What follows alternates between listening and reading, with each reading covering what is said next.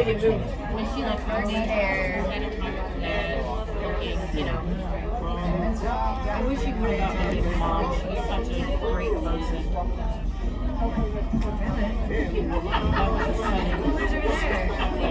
Like what? Like, you know what I mean? Just coming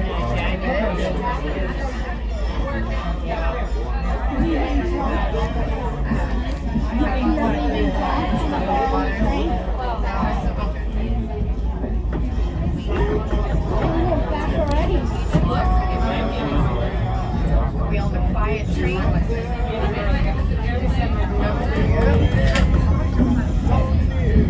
Some of those memories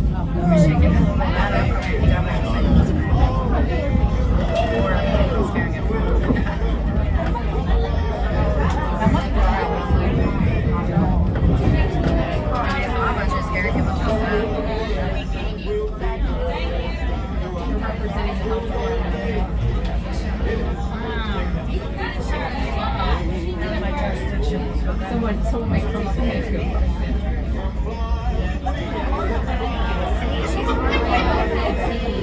what a trash bag. I love her bag. I did. Every time she goes to Marshall's or TJ Maxx, she gets $1 bag. It's like, you should take this bag. She just throw me under last man up. You know, like at the liquor store, getting these stuff, and I'm like, can I get a bag? And I'm like, after I already checked out, and she's like, that's why you never tell her, huh?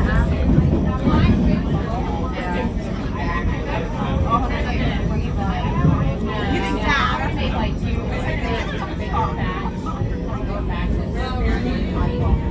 think it was a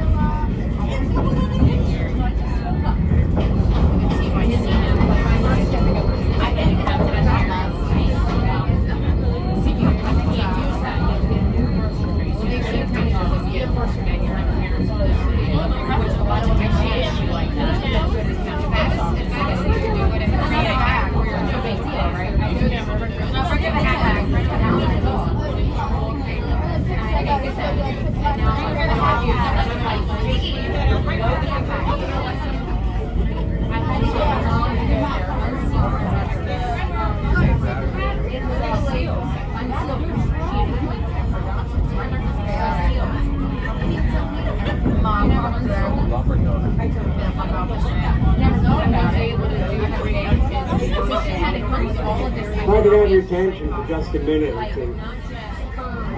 There's a legend that back in 1924, 25, down at the Grove where we're going, there was a train derailment.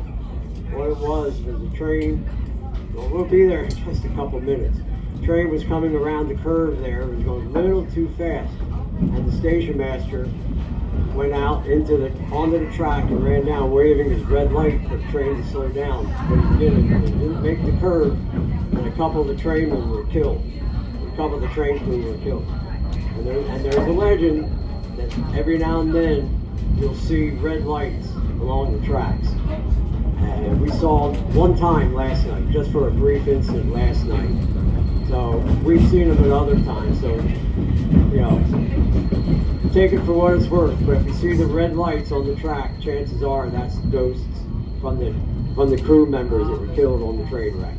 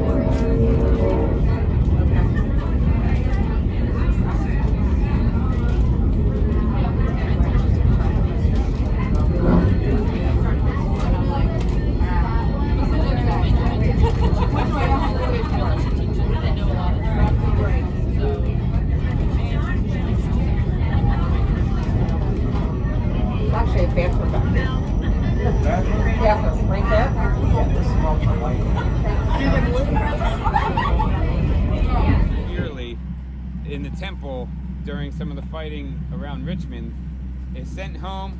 He stays a few months to recuperate at home, so he gets to see his wife again. By that time, they had 3 little boys at home, and unfortunately, that would be the last time that he gets to see his wife. So when he gets back to Virginia, he writes many letters home, and they are all compiled, and they are online now for anybody to take a look at. They were printed in the Pennsylvania Magazine under the title Dear Molly, and it's all his letters home during the war. So the letter he writes when he gets back to camp is how sorry he was. Sorry. No, you're fine. How sorry he was 100. that when he left his wife in tears, and that he felt so awful about that, and he still can't get over that was their last meeting. Unfortunately, just a few weeks later, during the Battle of Second Bull Run in August of 1862, Edward is up on the picket line with some of his soldiers, and that's the last day that he would be alive. So a sergeant later recalled that he was behind the tree pointing to some of his troops to move when he turned, a musket ball hit him in the abdomen, went through, and it got lodged in his canteen out the other side. So mortally wounded. And as he was being carried off the field, his last words to his troops were, "Oh God, I know I'm dead." So he knew that this was the last for him. When he got back a little bit further, being carried to a hospital, his last request was that his body be sent home. And he wanted to be buried in the cemetery on Main Street, or Broadway in Salem, the main Quaker cemetery there, where the old oak tree used to be. Unfortunately, the Union Army is defeated at that battle and is forced to quickly retreat, meaning they didn't have time to gather the dead and bring them with them. So they hastily at night dug very shallow graves for all the men that they were collecting, buried them, and if they knew who it was, they would put a little wooden plaque, maybe etch the name in or mark it and put it on the grave, and they had to leave them all there. So he was buried on the other area, like right just where we've been actually. So what happened is that this is a replica. Keep that in mind. But there were some children that were nearby. Well, actually, they always did do these types of reenactments where they go in and they would cook things from the 17th century type of foods, and so when they have these types of things, people that do the reenacting would say, this room doesn't feel right. It's very small. It has a little fireplace in it, which is what they cooked on, and they say it's very cold in here, or I feel like somebody's close to me. All the reenactors had different things that happened to them. So one woman, she was finishing up, and she had this experience. She felt something warm over her shoulder, but when she left and moved the other part of the room, she was freezing. So there was something strange in there. And any of the reenactors all had a different story. Well, it was 4 o'clock, so she closed the shop, she closed everything, closed the door, it's all wood, and she puts a stick in it because that's what they did. Just a stick. Okay, so anyway, she left. And the children that I was talking about, what is later in the evening, dark. And they're doing what all good children do. They play on the railroad track, right? They're playing around the railroad track. And they hear a sound. I'm sorry, come this way. It's, maybe, I don't know if it's easier for you to hear me because it's going this way. But anyway, they hear something, and it sounds like voices. And they're saying, let me out! Open the door! And then again, let me out! Open the door! Well, they realize that it's coming from inside of the cabin. And they don't know what that's about, but they go over and they say, who is in there? Nothing. No sound. But they back up and voice comes again after they hear some shuffling going on. Open the door! Let us out! So you know what they did? They opened the door. They took the stick. And with the time that they take the stick out, it knocked them over. There was this rush of frozen air coming out and knocked them, bowled them over. They're all laying on their backs as it whooshes over them. And when they came to their senses, they look, they see nothing, but they run right to the neighbor. And the neighbor comes out and sees, and there's nothing different in the cabin. But the children said, this is what happened. So they did end up getting a real lock for the door. Oh, day shift. Yeah, day shift they might need some medicine. Oh, I don't know. People are slowly leaving. People are slowly leaving. Everyone's jumping ship. That's what I call it. I don't know. I think people are just kind of making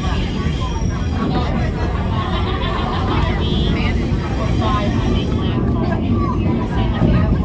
It's just been weird, and like some of the nurses have done it. Some of the nurses that have left, like, quite everything.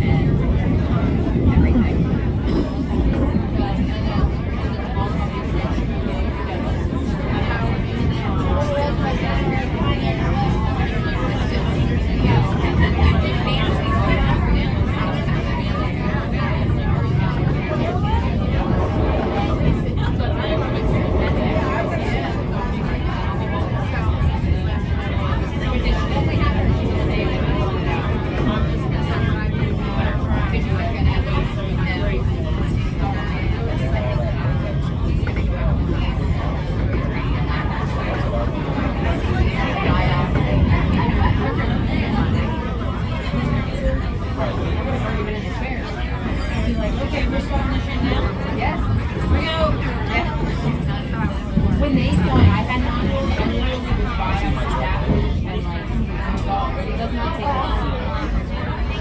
You have to be really quick with that.